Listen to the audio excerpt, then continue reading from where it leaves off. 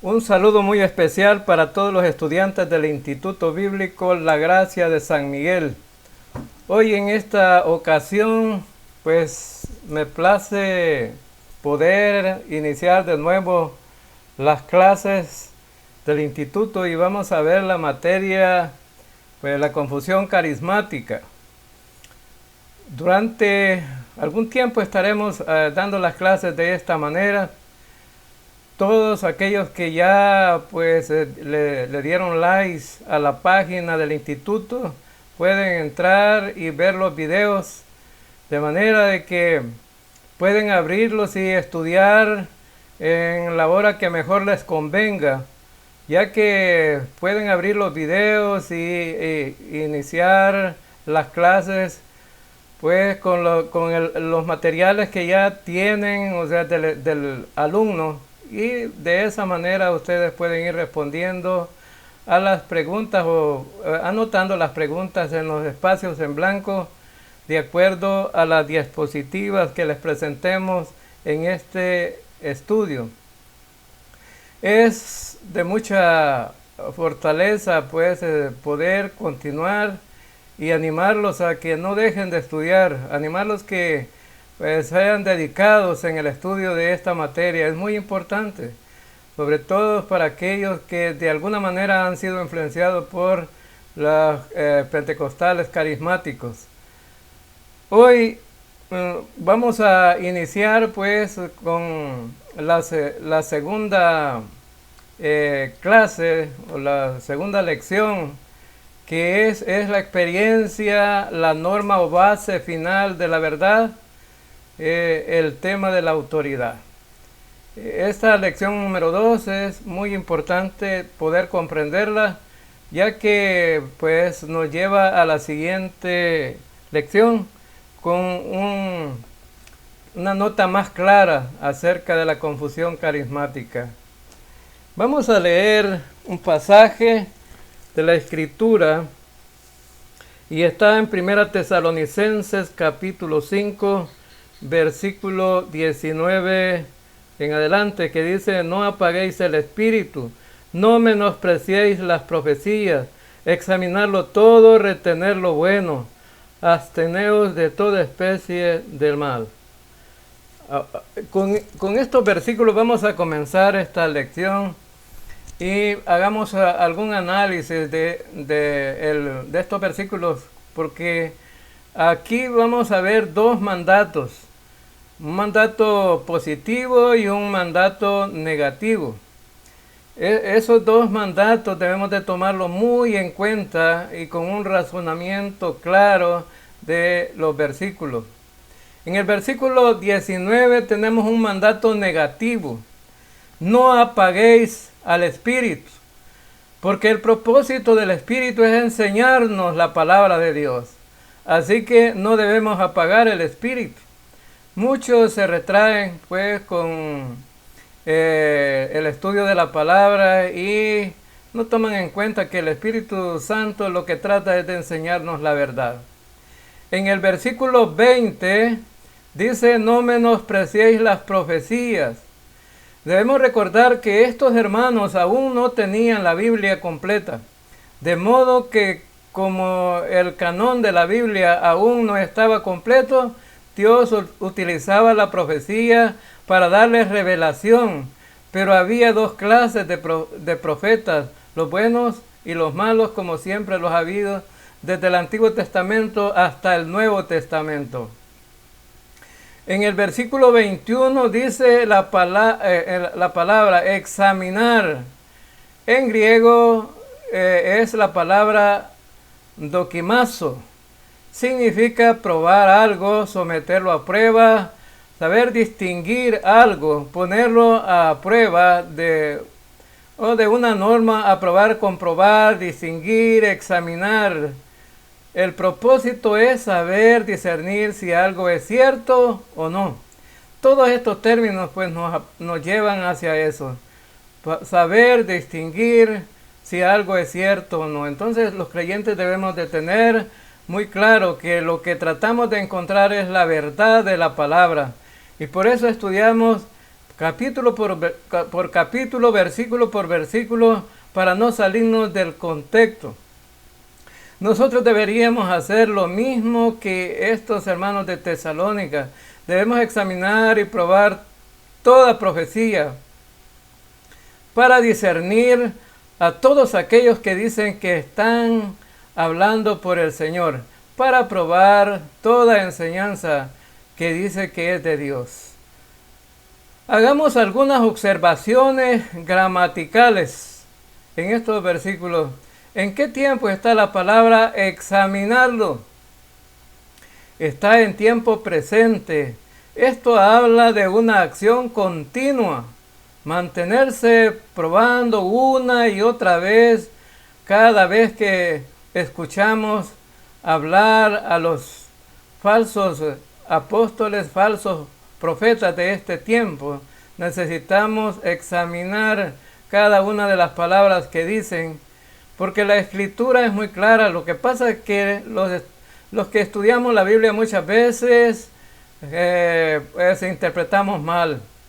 ¿En qué voz está el verbo?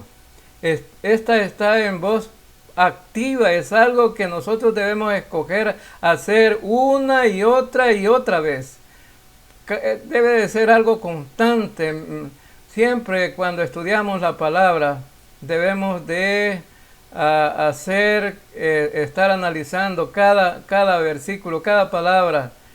¿En qué modo está conjugada la palabra? En el modo imperativo, es una orden de lo que Dios quiere que usted haga. Quiere que nos sometamos a toda enseñanza, a lo que dice la Biblia, que escojamos discernir todo lo que se dice venir de parte de Dios.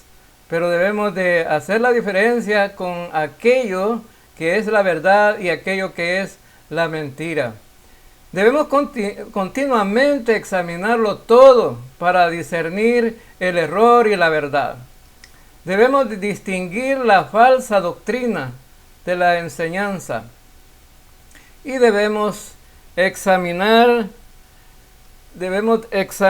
precisamente todo aquello que es congruente con la palabra de Dios, con lo que Dios ha dicho, y todo aquello que no es algo que proviene de Dios.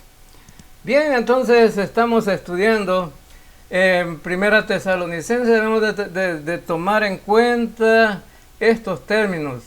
No apaguéis el espíritu, no menospreciéis las profecías, examinadlo todo, retener lo bueno y absteneos de toda especie de mal. Entonces, de acuerdo a esto, bueno, el versículo 22 dice absteneos de toda especie de mal. Debemos de hacer las dos cosas, examinarlo todo y retener lo bueno. Abstenernos de lo malo, no tocarlo, no apartarnos completamente, no lo abrace, no lo apoye, porque sabemos, Señor, que Dios no está de acuerdo con eso. Pero para hacer esto debemos tener una norma para determinar lo bueno y lo malo. Esto requiere una autoridad final, la cual podemos usar para determinar lo que es bueno y lo que es malo. Y esto es lo que queremos hacer en esta clase. Y lo primero que vamos a hacer es que 7 preguntas preliminares que usted necesita responder. Número 2. Una pregunta vital que usted necesita resolver. ¿Cuál es la autoridad final? ¿Cuál es la autoridad final? Ahora entonces, esto es de vital importancia porque hay muchos que le dan autoridad a cualquier cosa, pero nosotros vamos a examinar lo que proviene de parte de Dios. ¿Cuál es la autoridad final de parte de Dios? Y vemos algunas alternativas. Unas alternativas que nos ayudarán a entender qué es lo que proviene de Dios y qué es lo que no proviene de Dios. Pues lo primero que tenemos es la razón humana. Mucha gente piensa lo que piensa debido a la filosofía humana. Ellos piensan lo mismo que Aristóteles, Plutarco, Sócrates, etc. Estos filósofos de la antigua Grecia que filosofaban y decían una y otra cosa, y hay muchos filósofos en este tiempo que introducen la filosofía dentro de las iglesias y le dan más prioridad que a la teología, que es lo que proviene de Dios. Y elevan la razón humana como la autoridad final. Ellos dicen, como yo pienso que no es así, no es así. Yo creo que un Dios tan santo puede enviar al hombre al infierno. Están usando un razonamiento. El problema no es que un Dios santo pueda enviar al hombre al infierno, porque Él es santo y nosotros somos tan pecadores, merecemos el infierno. El problema es cómo un Dios tan santo puede dejar que un pecador entre en el cielo. Y solo hay una manera, por la gracia de Dios. Número dos. La posible opción de la tradición de la iglesia. A veces le pregunto a la gente, ¿por qué ustedes le oran a la Virgen María? Eso no está en la Biblia. Y ellos responden, esa es la tradición de la iglesia. También les pregunto, ¿por qué bautizan a los niños? Eso no está en la Biblia. Y ellos dicen, es la tradición de la iglesia.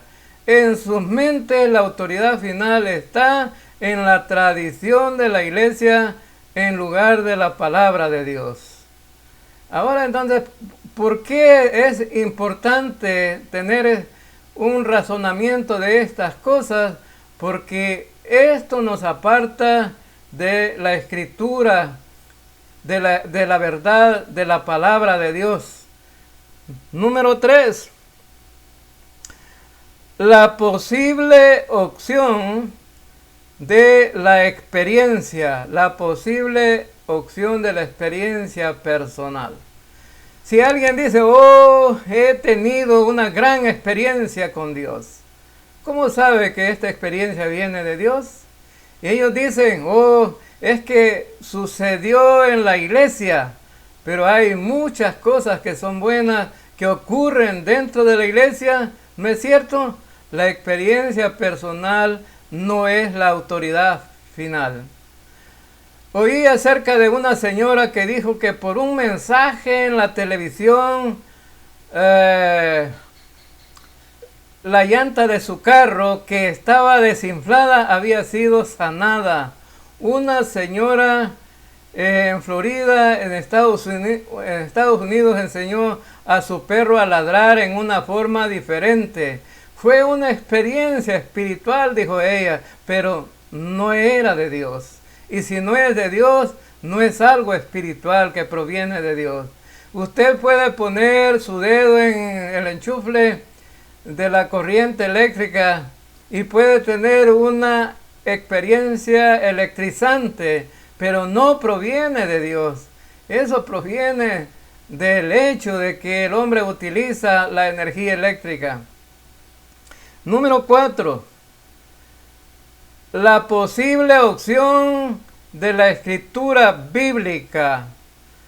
Si vamos a observar todas las cosas y examinarlas, debemos de tener una norma o regla para determinar si es cierto o no.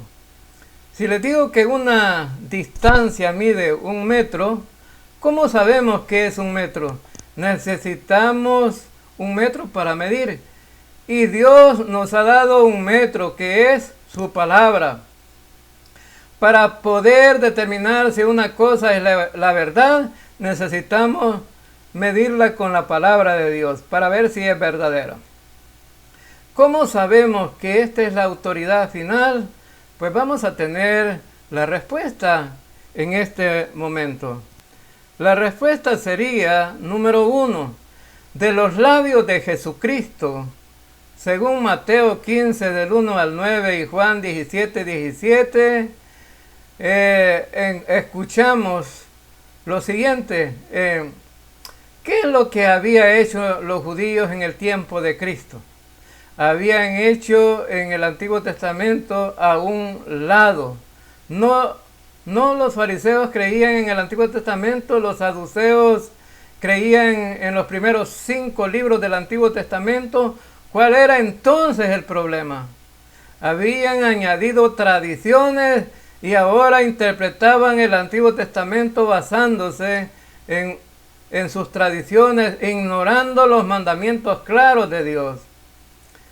En el versículo 9 enseñaban como doctrinas los mandamientos de hombres, de modo que ¿cuál era la autoridad final de la verdad? En ese versículo 19 dice que enseñaban como doctrinas los mandamientos de los hombres, de modo que ¿cuál es la autoridad final de la verdad? ¿Es la tradición? No, es la palabra de Dios. En Juan 17, 17, para Jesucristo la autoridad final es la palabra de Dios. ¿Cuál es el problema que encontramos con la tradición? Si está basada en la Biblia, pero si no está basada en la Biblia no está bien. ¿Por qué? Porque si no está basada en la Biblia, el color del hombre no se puede determinar realmente qué es la palabra de Dios. Es decir, todo lo aprobado debe de estar de acuerdo a lo que la Escritura tiene establecido. Cuando hablamos del asunto de la experiencia, podemos preguntarnos, ¿Jesucristo confiaba en la experiencia? Y lo que vemos en toda la Escritura es que no. En Mateo 4 del 1 al 11, cuando Jesús fue tentado por Satanás, ¿en qué se basó? ¿En la experiencia? No. 3 veces dijo, escrito está. En el idioma griego está en el tiempo perfecto, lo que indica que fue escrito en un punto de tiempo en el pasado y continúa en el presente. Y vemos que también Satanás cita la palabra de Dios, pero la tuerce fuera de su contexto. Así que Jesucristo hace esto muy claro, que las sagradas escrituras son la autoridad final, no la tradición ni la experiencia humana. Entonces vemos aquí el pasaje que tenemos en estudio. Entonces se acercaron a Jesús ciertos escribas y fariseos de Jerusalén diciendo, ¿por qué tus discípulos quebrantan la tradición de los ancianos? ¿Por qué no se lavan las manos cuando comen pan? Respondiendo él les dijo, porque también vosotros quebrantan el mandamiento de Dios por vuestra tradición. ¿Por qué Dios mandó diciendo, honra a tu padre y a tu madre, y el que maldiga al padre o a la madre muera irreprensiblemente?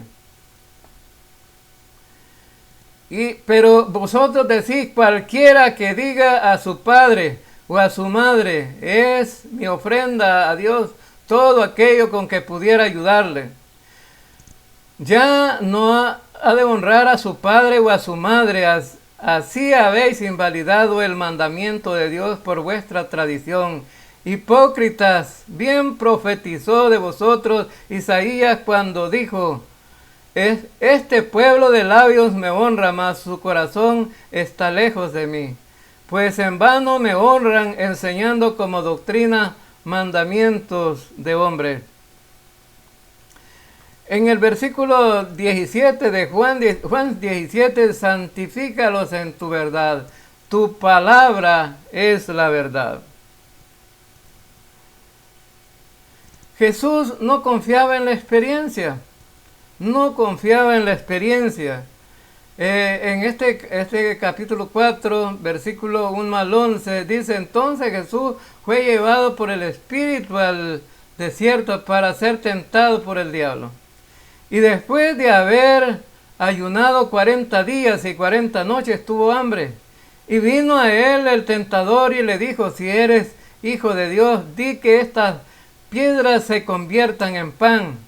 Él respondió y le dijo: escrito está, no solo de pan vivirá el hombre, sino de toda palabra que sale de la boca de Dios.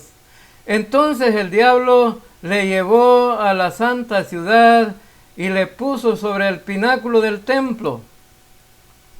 Y le dijo: si eres hijo de Dios, échate abajo, porque escrito está, a sus ángeles mandará acerca de ti, y en sus manos te sostendrán, para que no tropiecen con tu pie en piedra. Jesús le dijo: escrito está también, no tentarás al Señor tu Dios.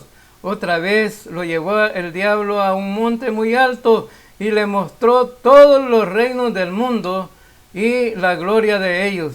Y le dijo: todo esto te daré si postrado me adorares.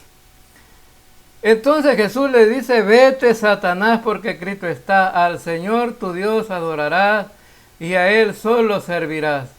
El diablo entonces le dejó, y aquí vinieron ángeles y le servían. Este pasaje habla acerca de que Jesús, tanto como Jesús como Satanás, utilizaron la escritura, pero Jesús la usó de una manera correcta. Satanás la usó de una manera torcida para tratar de convencer o engañar a Jesucristo. Pero Jesucristo es Dios, no puede ser engañado. Por lo tanto, igual nosotros no somos Dios, pero tenemos la escritura y tenemos la forma correcta de interpretar la Biblia de una forma contextual, de una forma literal y también de una forma histórica, también de una forma gramatical, para tener claro cuál es la verdad. Por lo tanto, no podemos pasar por alto aquellas enseñanzas que son erradas, aunque utilicen la palabra de Dios. Otra de las cosas es que de la pluma del apóstol Pablo lo podemos notar, y la escritura dice en 1 Corintios 1, 17 al 24: pues no me envió Jesucristo a bautizar, sino a predicar el evangelio. No son sabiduría de palabras, para que no se haga vana la cruz de Cristo.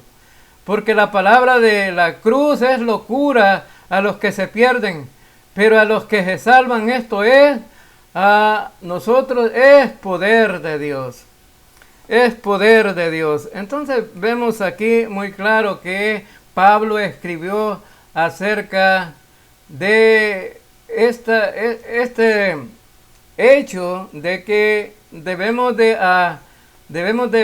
tener muy claro, tener un razonamiento claro acerca también de los que escribieron los apóstoles, de que escribieron aquellos hombres que fueron guiados por el Espíritu Santo para saber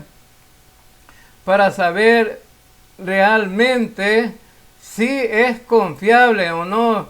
Entonces la respuesta que da aquí este versículo es que pues Pablo tenía muy claro que la palabra de la cruz era locura para los que se pierden, pero Dios les envió a predicar el evangelio, y el evangelio les parecía locura a estos, pero para los que se salvan, para nosotros es poder de Dios. Es decir, los que se pierden no creen en la palabra de Dios, no creen en lo que los apóstoles escribieron.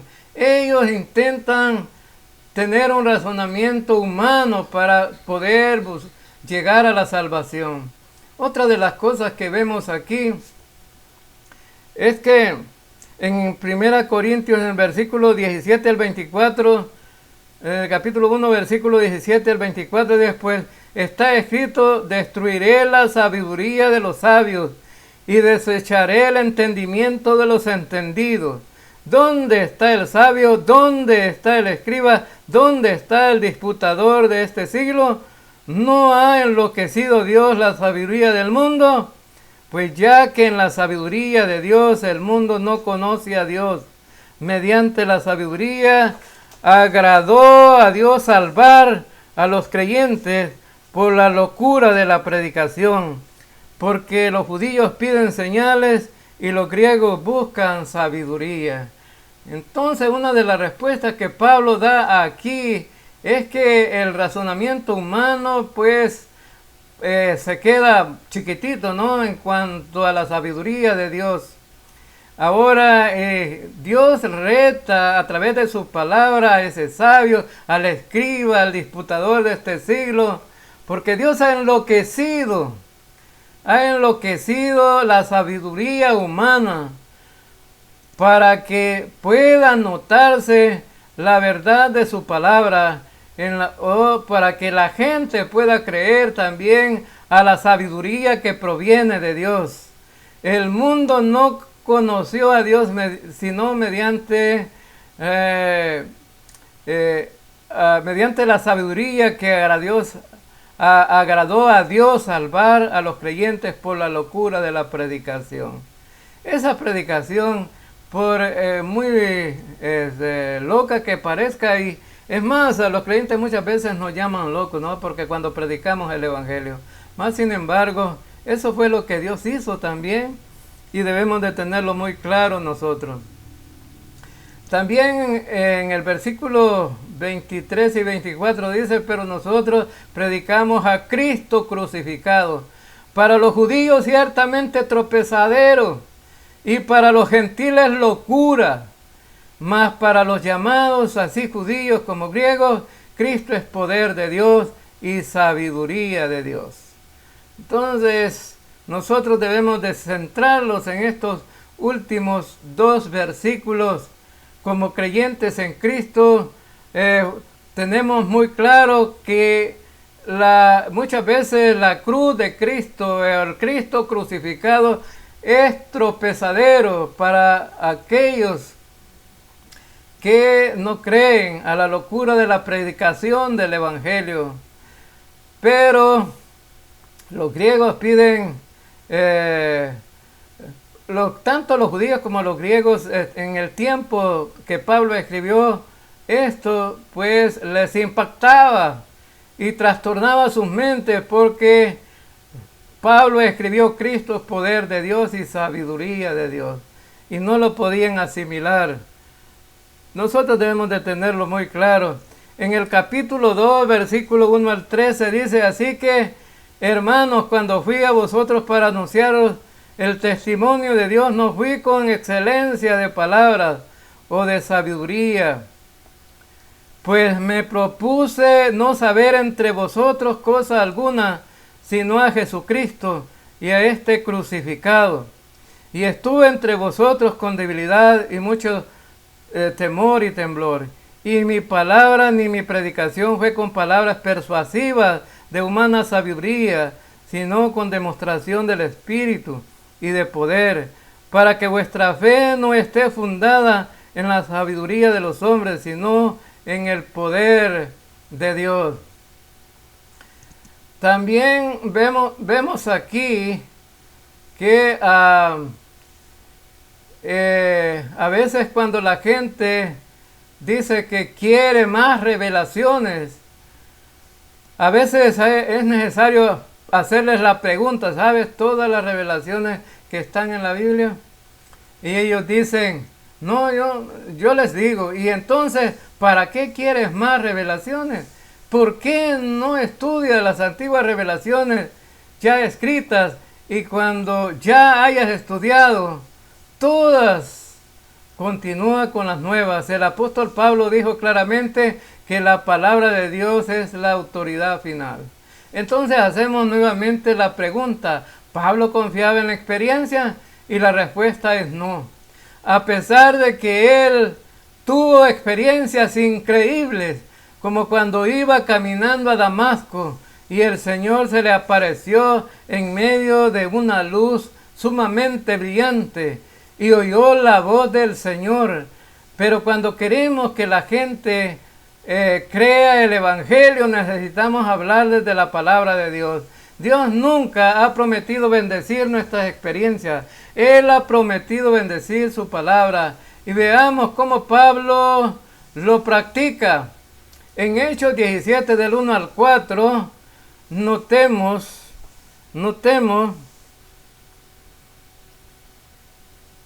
algunas cosas.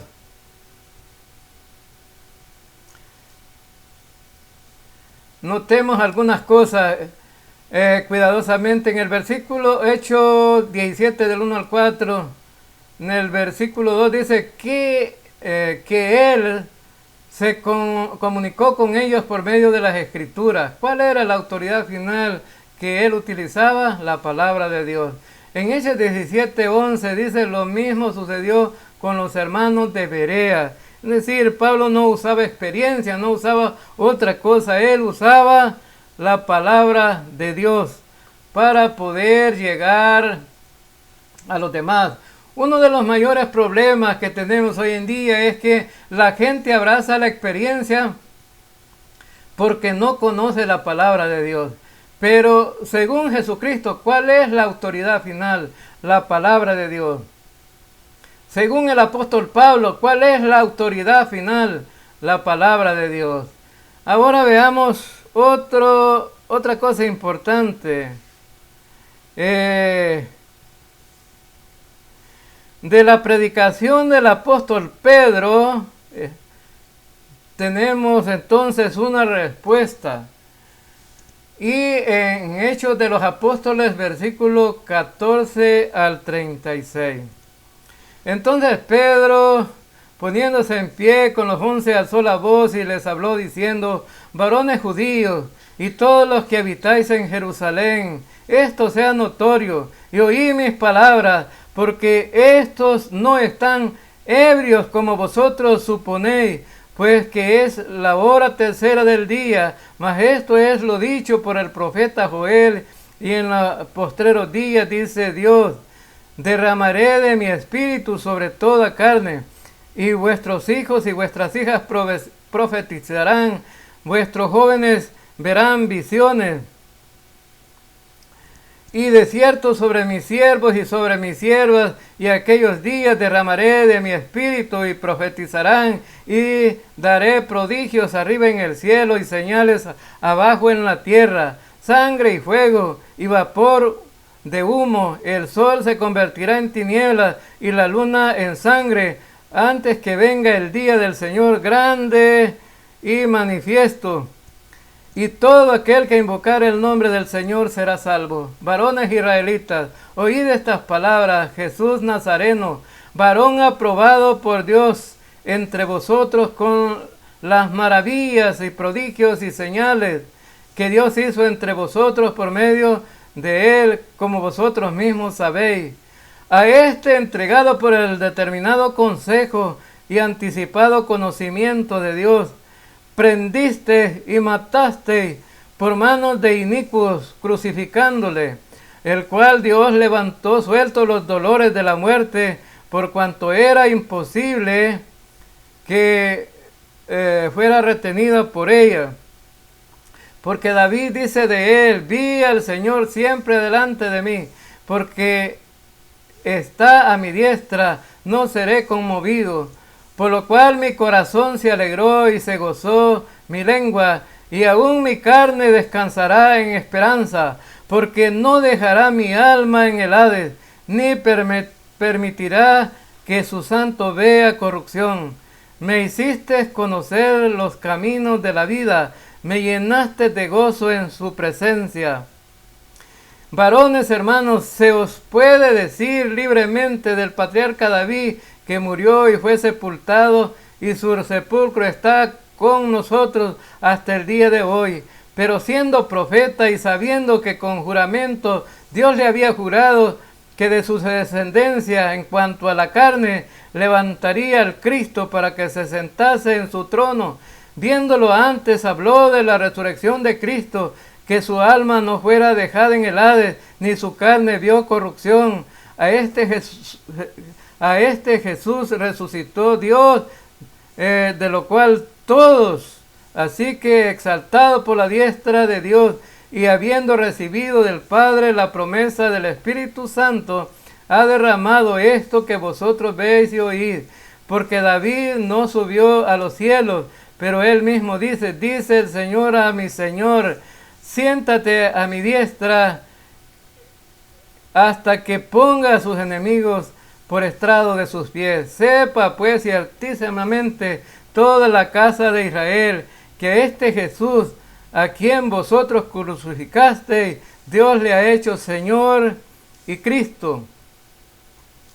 Ahora, entonces, después de leer todo este pasaje de Hechos de los Apóstoles, capítulo 2, versículo 14 al 36, cuando Pedro estaba hablando este mensaje en el día de Pentecostés, momentos antes había tenido una experiencia increíble. El Espíritu Santo había descendido sobre ellos y habían hablado en idiomas que nunca habían conocido antes. Pero notemos cómo él utilizó las Sagradas Escrituras en su sermón, en que dependía de él en las Escrituras del Antiguo Testamento.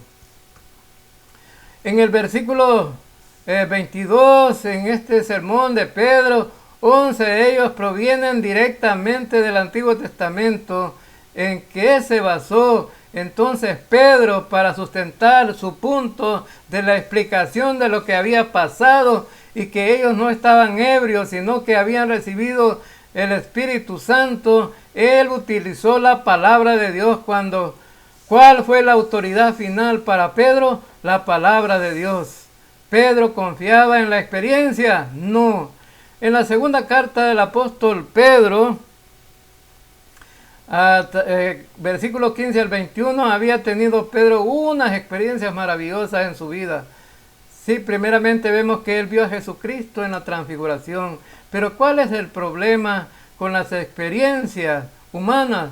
Podemos a veces ser engañados, podemos decir que hemos visto algo que en realidad no hemos visto. Eso es lo mismo que los magos hacen, pero Pedro dice que tiene algo aún mayor que las experiencias. Él tiene las Escrituras que no provienen de ningún ser humano, sino que santos hombres de Dios hablaron y escribieron como lo habían sido llevados por el Espíritu Santo.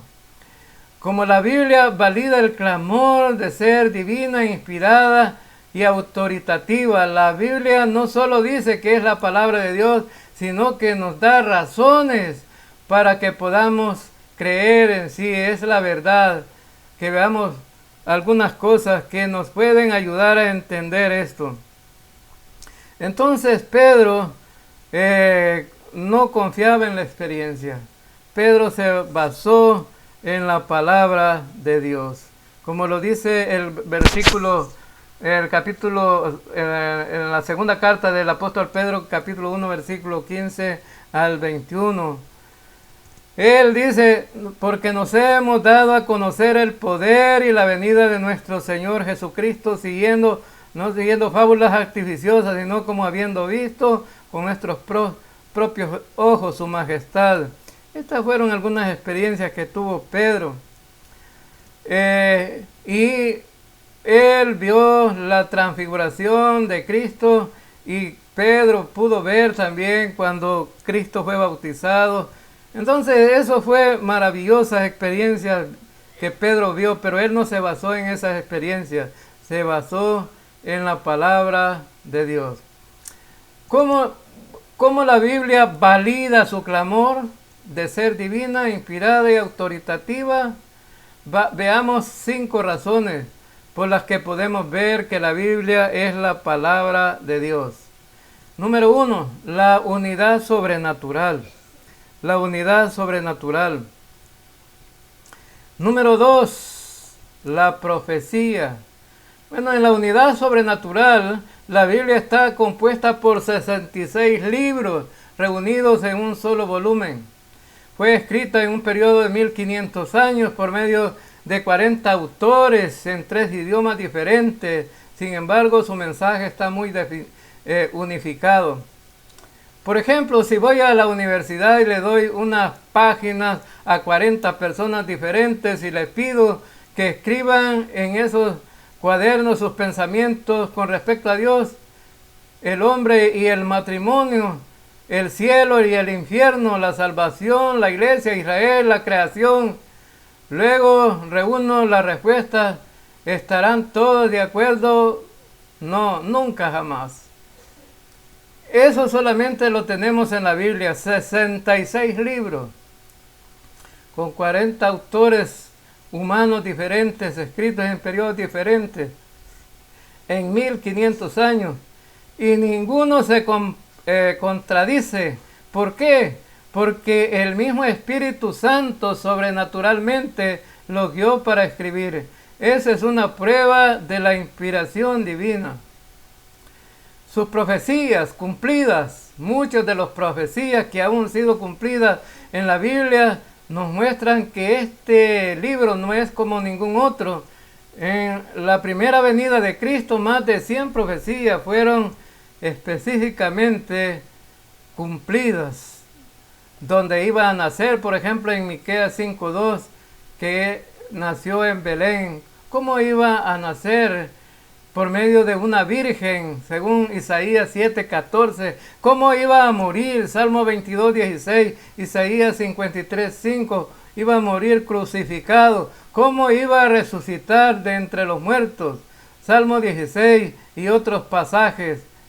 La probabilidad matemática de que un hombre pudiera cumplir estas profecías es astronómicamente increíble.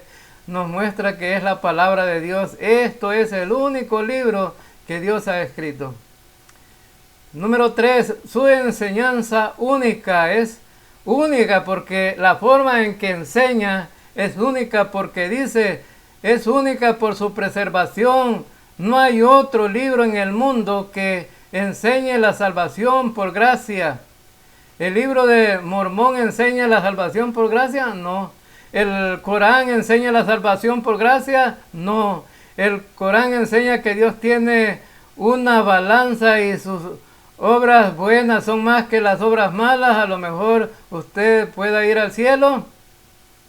Eso es lo que enseñan ellos, pero no enseñan la salvación por gracia. La Biblia es el único libro que enseña la salvación por gracia y es única en lo que dice de sí misma. Por todos lados hace citas de la misma y así dice el Señor, como está escrito. Dios dijo, nunca otro libro hace esto. Número 4, por medio de la arqueología y la historia. La historia ha demostrado que es correcta y la arqueología es una amiga de la Biblia y no su enemiga. Si usted hubiese vivido en 1880, hubiera conocido que había escépticos en aquellos días que decían, tú no puedes creer en la Biblia. La Biblia habla de los hititas, pero no hay una evidencia de que los hititas hayan existido sobre la tierra. Hasta que más tarde se descubrieron estas ciudades hititas y otros que estaban cubiertas por la arena, y encontramos unas tablas hace unos 30 años con nombres inscritos de Abraham, Sodoma, Gomorra y otros personajes de la Escritura. Los descubrimientos arqueológicos han probado que la Biblia es la palabra de Dios. El testimonio de Jesucristo, número 5. ¿Creía Cristo que la Biblia es la palabra de Dios? Sí. ¿Creía Cristo que Adán y Eva habían existido o solo eran un mito? En Mateo 19:4 dice, ¿creía Cristo que Jonás había sido tragado por un pez? Claro que sí, porque él da referencia de este hecho, de este evento. Un principio a recordar. Un principio a recordar. Solamente la Biblia es la única y final autoridad de toda la fe y práctica. Todas las experiencias deben ser probadas por la palabra de Dios. Todas las experiencias deben ser probadas por la palabra de Dios. La mayoría de iglesias carismáticas se basan en experiencias. Ahora tenemos muchas iglesias con experiencias. Algunos tienen la risa santa. Gente que se ríe imparablemente, no se pueden dejar de reír y están riéndose. Estas son experiencias para ellos espirituales, pero la verdad que no son, al compararlas con la Escritura, no son congruentes. Es decir, la Escritura rechaza todo eso. Algunos creen en la pega santa, es decir, gente que cae al suelo y no se puede levantar. Pero esa no es no es congruente con la palabra de Dios. La palabra de Dios es muy clara y de acuerdo a la palabra de Dios, todas estas son experiencias, pero erradas, no están aprobadas por la Escritura. Bueno, algunos hoy en día tienen el aullido santo, es decir, ladran como perros, pero eso no está basado en la palabra de Dios. Son experiencias, pero como decíamos, para Dios la autoridad final es su palabra. Principio a recordar: solamente la Biblia es la única final y autoridad de toda la fe práctica. Toda experiencia debe ser probada por la palabra de Dios. Debe de ser probada por la palabra de Dios. Hace 25 años hubo un hombre que dijo que a las 3:30 de la mañana se levantó porque una voz le decía: ve a fotografiar a mi hijo en la aurora. Y así que fue antes de que saliera el sol, arregló su cámara y esperó hasta que el sol viniera y dijo: oh, me siento tan cerca de Dios. Tomó una fotografía de la aurora diciendo: estoy tomando una foto de Dios. ¿Cuál es el problema con todo esto? Veamos lo que dicen las Escrituras, ¿verdad?, con respecto a algunas aplicaciones. El movimiento carismático le da más valor a la experiencia por sobre la palabra de Dios, la cual resulta en minimizar su autoridad final.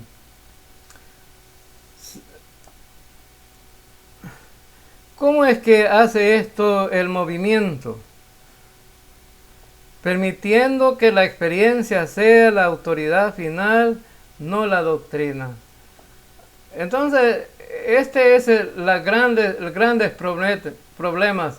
Muchas veces, para sustentar sus pensamientos, los pentecostales dicen que sus experiencias son la base. Por ejemplo, ellos dicen que hablar en lenguas es para este tiempo, pero podemos preguntarle: ¿cómo lo sabes? Y ellos dicen: yo lo he experimentado. ¿Eso así como lo sabemos? No. Las lenguas no son para hoy.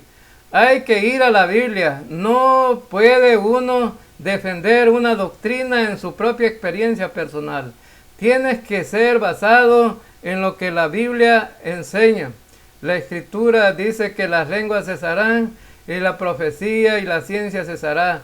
Así que entonces esto contradice la Escritura. Muchas veces el movimiento pentecostal primero hay una experiencia y luego tratan de buscar un versículo en la Biblia para apoyar su experiencia, pero es al revés, debe comenzar en la Biblia. Es interesante ver cómo la Biblia usa estas dos palabras, mente y sentimientos. En el Nuevo Testamento la palabra griega que se usa para pensar, phroneo, se encuentra 82 veces. La palabra mente, nous, se encuentra 56 veces. La palabra saber, eido, se encuentra 1300 veces. La palabra sentimiento se encuentra 2 veces. Ahora, entonces, ¿qué nos lleva a pensar esto? Entonces, ¿han escuchado algún predicador pentecostal que diga El problema suyo, hermano, es que está usando su mente demasiado. Pero el problema es que para estudiar la Biblia tenemos que usar la mente. Y si no lo hacemos, vamos a ir por los sentimientos. Y a veces ya no me siento vivo, pero todos mis signos vitales están diciendo que estoy vivo. O sea, no es lo que siento, sino lo que sé. Ahora entonces vemos ahí que los sentimientos te pueden traicionar y te pueden ir en contra de la Escritura.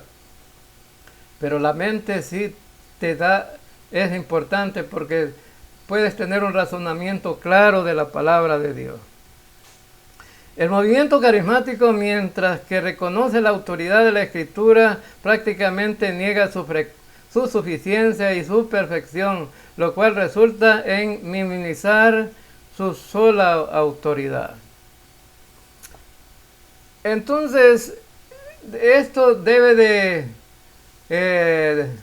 de llamarlos la atención. Todos los pentecostales con los cuales hemos consultado, algunos dicen que creen en la Biblia, incluso dicen que reconocen que la Biblia es la autoridad final. Eso no es el problema es que en realidad ellos no usan la Biblia como su máxima autoridad, porque creen que no está completa. Por ejemplo, alguna señora creía que estaba recibiendo revelaciones de parte de Dios y hacía que se escribieran esas revelaciones. La imprimía y se las daba a la gente cuando venían a la iglesia. ¿Cuál es el problema con esto? Decía que la Biblia no estaba completa. Necesitamos la Biblia en la Biblia más revelaciones que ella había recibido.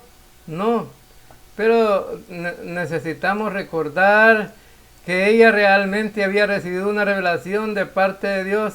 Serían diferentes a las que están escritas en la Biblia, porque la Biblia es revelación directa de Dios. ¿Ven el problema?